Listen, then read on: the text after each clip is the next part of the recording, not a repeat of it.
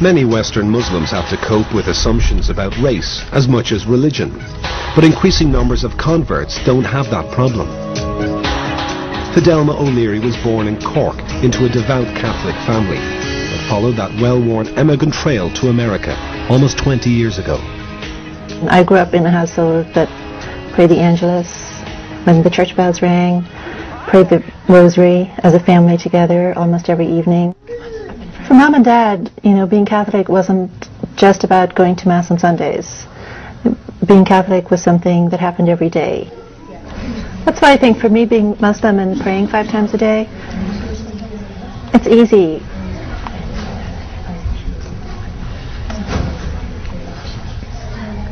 It was a process of becoming disenchanted with the church.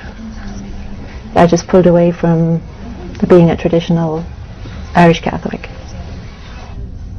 Today, Fidelma lives in the Texas state capital, Austin, and is professor of biology at St. Edward's University. You find someone poking around inside your nostril, right? They're just worried about you. Okay? A college friend of mine gave me a copy of the Quran. I was pretty darn excited to know that there was actually a religion that was what I believed.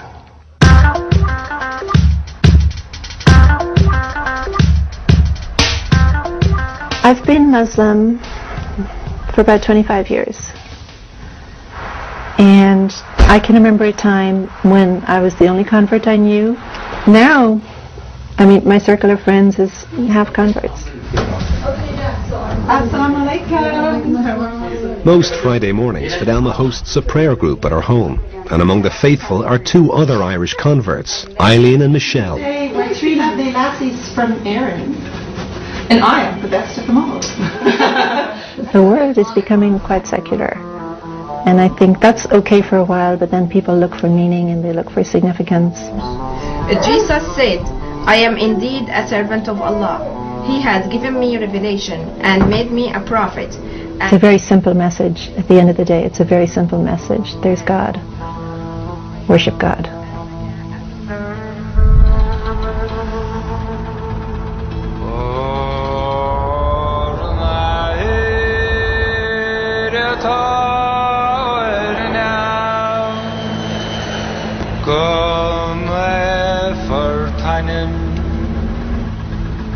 We followed Fidelma and her daughter Sarah back to Cork during the Christmas holidays.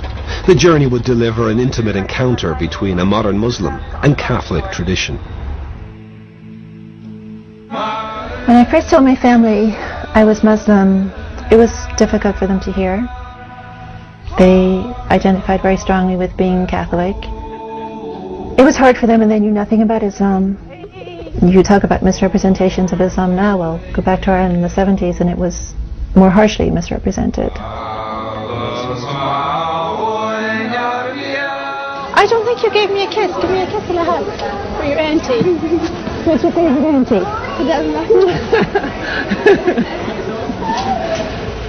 How's everything? Great. Yeah. Great. Great.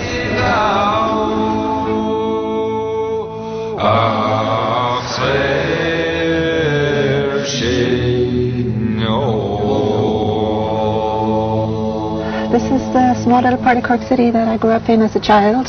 During my childhood, Ireland was completely permeated by things related to the church and Catholicism, and I think, growing up next door to a church seemed completely natural. Even after I became Muslim, I used to come here from time to time with my parents just to, show them that respect, and brought my kids here so they could see it.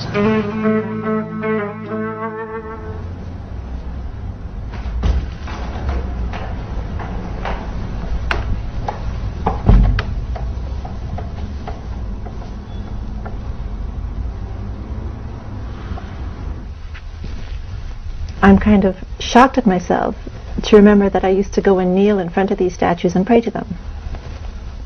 And the thought of kneeling at a statue of some virtuous person who passed away and praying to that person is ludicrous to me.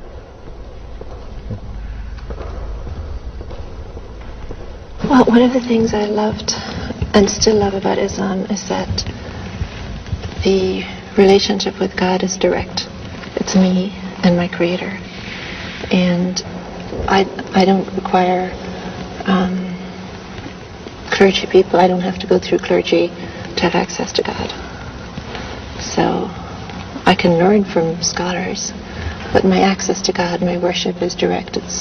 I stand before God and I worship, and I ask for help and I ask for guidance, and it's a very direct connection. And that means an awful lot to me.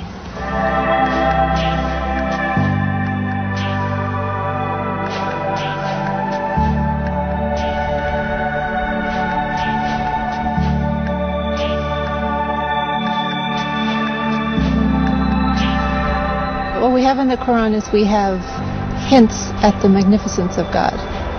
Ar-Rahman Ar-Rahim, the most merciful, the most forgiving, all-powerful, unimaginable creator, unlike anything created. So I think it's a human tendency to always try to imagine that God is like something created that we can see or hear or taste or touch. But the creator is nothing like what was created.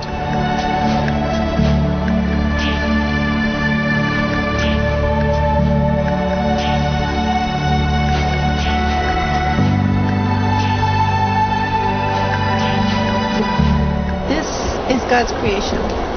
Yeah. And this makes me want to submit myself to God.